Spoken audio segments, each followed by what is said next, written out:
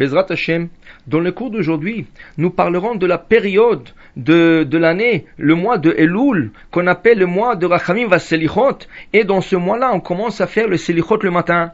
Selichot, c'est ces supplications qu'on fait juste avant la prière. Après que 11 mois de l'année dernière qui sont écoulés, et on est devant le dernier mois de l'année, juste avant Rosh Hashanah, juste avant Yom Adin, juste avant que Akadosh Baruch Hu s'assoie sur son trône céleste et juge tout le monde.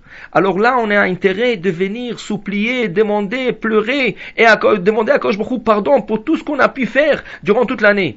C'est pour ça que Chachamim nous ont instauré les Selichot. Selichot veut dire demander pardon à Akadosh Baruch Hu. Se lever un peu plus tôt et aller demander à Akadosh Baruch Hu et de lui dire Bezrat Hashem, on sera mieux, et tout va d'après la fin. Alors c'est sûr de dire un mois de Selichot, ou plutôt 40 jours de Selichot, depuis après Rosh Chodesh Elul jusqu'à le jour de Yom Kippourim, c'est dur de se réveiller chaque matin tôt. C'est sûr que des fois c'est à 5 heures, des fois c'est à 6 heures, des fois c'est à 7 heures. Mais sachez une chose, après tout ce qu'on a pu faire du mal peut-être durant toute l'année, voilà, on nous donne la chance de se réparer. Mais sachez une chose, le premier chapitre dans le Shulchan Aruch, dans le code de la jurisprudence, c'est quoi? Le Shulchan Aruch nous parle que le matin, la personne devra se lever comme un lion. Itgaber ka'ari la'avodat bor'o. Alors, il faut être fort, il faut regarder un peu quand vous voulez aller en voyage et vous savez que l'avion décolle à une certaine heure. Normalement, tous les vols, ils sont très bonne heure, 6 heures, 7 heures du matin, et déjà depuis 3 heures, 4 heures du matin, on est réveillé, en train déjà de se préparer parce qu'on sait que si on n'arrivera pas à temps, on risque de perdre le vol. La même chose, si quelqu'un n'arrive pas à temps avant Rosh Hashanah, et s'il ne se prépare pas comme il faut, comment va être l'année d'après, comment il va être jugé? Mais ce qui est très important, c'est la chose suivante. Le Shulchan Aruch, dans son premier chapitre, il dit qu'il est très important de se lever comme un lion le matin. Et le Rama, qui est l'opinion ashkénaze, commente là-dessus. Et le soir, quand la personne va dormir, il doit savoir devant qui il va dormir, devant l'Éternel, Akadosh Baruch Hu. Tout le monde se pose la question, mais pourquoi le Rama, qui est l'opinion ashkénaze, commente sur le Shulchan Aruch qui nous parle de loi de se lever tôt le matin, et lui, il commente que le soir, la veille, il faut aller dormir, il faut savoir comment on va dormir. Mais que le rapport, il y a une section, tout un chapitre qui parle de la manière d'aller dormir, le schéma à la mi-temps, qu'est-ce qu'il faut dire, qu'est-ce qu'il faut faire, mais c'est pas la place ici. Pourquoi il a juste apposé le Rama, l'histoire d'aller dormir avec le chapitre de se réveiller?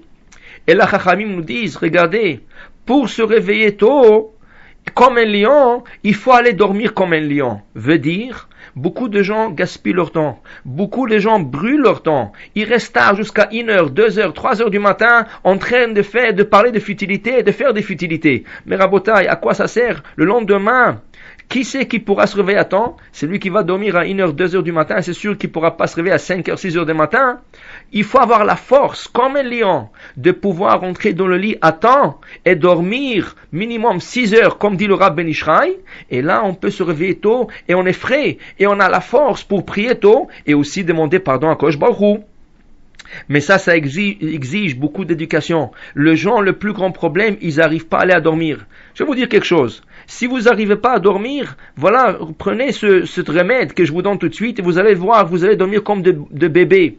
Si quelqu'un prend un livre d'études dans son lit et commence à lire, vous allez voir comment le Yetzirah vous fait endormir en quelques minutes et vous allez pas vous sentir et vous allez réveiller frais le matin. Pourquoi? Parce que le Yetzirah ne veut pas que vous étudiez. Alors il va assurer et faire tout que vous étudiez pas. Mais pour vous dire à Botaï, en vérité, c'est une éducation. On doit s'éduquer d'aller dormir à temps. Surtout les enfants, il faut les éduquer de jeune âge, qu'il faut aller dormir tôt et se réveiller tôt. Gam ki yazkin, lo yasur mimena. Et quand ils vont grandir, ils vont être éduqués qu'il faut aller dormir tôt et il faut se réveiller tôt. Il faut pas laisser les enfants traîner, il faut pas laisser les enfants sortir jusqu'à très tard. Le lendemain, ils pourront pas prier, ils pourront pas étudier à l'école comme il faut. Et là, il y a des mauvaises notes, il y a des mauvaises choses, de mauvaises énergies qui se créent partout. Même une personne qui n'a pas assez de sommeil le soir, le lendemain elle est nerveuse, elle rentre au bureau, elle crie crie à tout le monde, il rentre à la maison, il crie à sa femme.